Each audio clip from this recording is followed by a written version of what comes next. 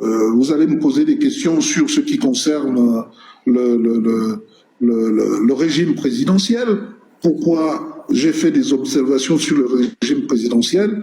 Si vous voulez, le fait qu'on parle des États-Unis d'Amérique, quand on veut copier un régime présidentiel, comme c'est le cas au Nigeria, on va aux élections avec un président et un vice-président, et avec un colistier.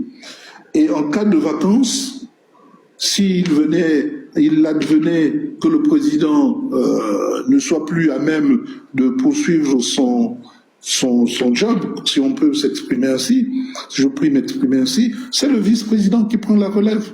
Ça, c'est le régime présidentiel. Et en régime présidentiel, on ne dissout pas le Parlement. Le président ne peut pas dissoudre le Parlement. Par contre, le Parlement peut voter un impeachment vis-à-vis du président. Par contre, toutes les nominations principales sont soumises à l'Assemblée nationale qui accepte ou qui refuse telle ou telle nomination. Et donc, on ne peut pas aller recruter encore le président du Sénat pour venir assurer l'intérim du président de la République pendant qu'il y a un vice-président. Et le président ne doit pas nommer un vice-président, il doit le prendre comme colistier. Mais comme tout le monde a peur d'un vice-président, en disant il va précipiter le président pour faire ceci ou cela. Je trouve ça absurde.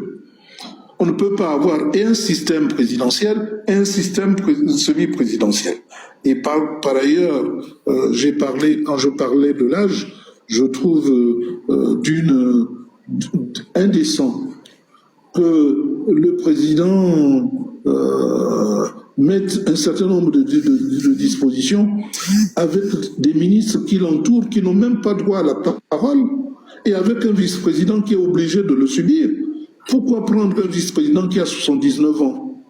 Si on va écrire dans une constitution qu'à partir de 70 ans, on ne peut plus être candidat, et on estime qu'à partir de 70 ans, on est incapable. Mais pourquoi prendre un vice-président qui a 79 ans et qui aura 80 en 2025? C'est vraiment quelque chose d'absurde. Si à partir d'un certain âge, on n'est plus capable, on n'est pas capable d'être président, on n'est pas capable d'être vice-président, on n'est pas capable d'être président du Sénat, on n'est pas capable d'être président de l'Assemblée nationale. Mais il ne faut pas faire une constitution juste pour se frayer un chemin et écarter ceux qui peuvent vous faire ombrage. Et en ce qui concerne l'amnistie, j'ai dit clairement que l'amnistie était la porte ouverte à tout. D'abord, aucun coup d'État ne peut être libérateur. D'abord, j'ai prouvé que le coup d'État du Gabon était le moins libérateur qu'il puisse y avoir comme coup d'État. Pourquoi? Parce que lorsque Oligui est allé à Oyem, je l'ai dit tout à l'heure, il a dit à son oncle, mais tu n'as pas été capable d'attraper le gibier, moi je l'ai attrapé. Donc il ne venait pas là, pour restituer le gibier à son oncle, en disant c'est mon oncle qui a gagné en faisant recompter les voix ou en réorganisant la chasse, mais il a pris le gibier, il l'a et il tient, il compte le conserver. Donc il n'est pas venu pour mettre en place des institutions avec des élections transparentes, il vient pour s'asseoir parce que le pouvoir ne peut pas partir d'un lieu donné pour les autres. Il doit être un pouvoir sur lequel il est assis, comme d'autres avant lui, de sa maison, se sont assis tranquillement et ils pensent pouvoir être le continuateur. Ok, en parlant de conservation du gibier, est-ce que, à l'heure actuelle, le président de la transition pourrait se présenter ou devrait se présenter à l'élection présidentielle de 2025? Malheureusement, dans la précipitation, après avoir arraché le gibier aux chasseurs qui était en quête de viande, il s'est arrogé le droit de se nommer non seulement président de la transition, mais ministre de la Défense et ministre de l'Intérieur. Et c'est longtemps après qu'il s'est souvenu des dispositions dans la charte qui excluaient tout membre du gouvernement. Oui. Et donc, il a été, même s'il n'avait été qu'un jour, il a été ministre de la Défense pendant au moins 5 ou 6 mois. Il a été ministre de l'Intérieur pendant 5 ou 6 mois. Et ça, c'est une situation, on verra bien comment la Cour constitutionnelle va admettre un dossier de quelqu'un dont la charte interdit formellement d'être candidat. Je ne vois pas pourquoi lui, ministre de la Défense et cumulant avec le ministère de l'Intérieur, pourrait s'arroger le droit d'être candidat alors que d'autres ministres ne peuvent pas l'être. Même si vous avez été ministre même pendant 1 mois et vous démissionnez, vous avez quand même été ministre. Bien sûr. Et donc, du coup, vous êtes frappé par cette disposition de la charte. Très bien. Donc, pour les questions de constitution, nous avons un juriste sur le panel qui reviendra peut-être en détail poser des questions. Pour l'instant, on va avancer sur le débat en parlant de l'actualité. Donc, il y a la sortie de Marcona et Sangui à leur réunion du Maïcha, si on pourrait avoir votre avis, et la sortie également du PDG le week-end dernier et qui annonce pour ce week-end leur rentrée politique à l'intérieur du pays. Alors, quelles sont vos impressions? Qu'en pensez-vous?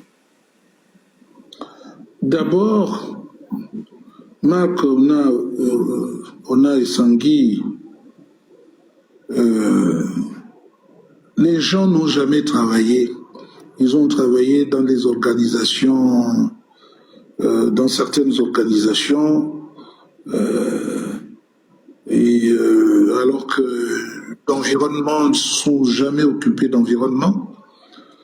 Et ils n'ont fait que la politique. Et aujourd'hui, on se rend bien compte que puisque les associations font plus de politique que les partis politiques, on se rend compte, et c'est pourquoi j'ai lu un article qui condamnait justement la division. Il doit méditer cet article de la Constitution qu'il a aidé à élaborer, qu'il défend, qui devrait lui interdire non pas de faire des discours en langue, mais de penser que personne en dehors des fonds ne pouvait comprendre le fond, et que même tous ceux fonds qui comprennent, qui écoutent ce discours, que tous sont d'accord avec lui. La preuve, tout ce qu'il a dit est sorti, a été traduit. Et ça, à mes yeux, il ne mérite même plus d'être ou député ou membre du Parlement de la transition.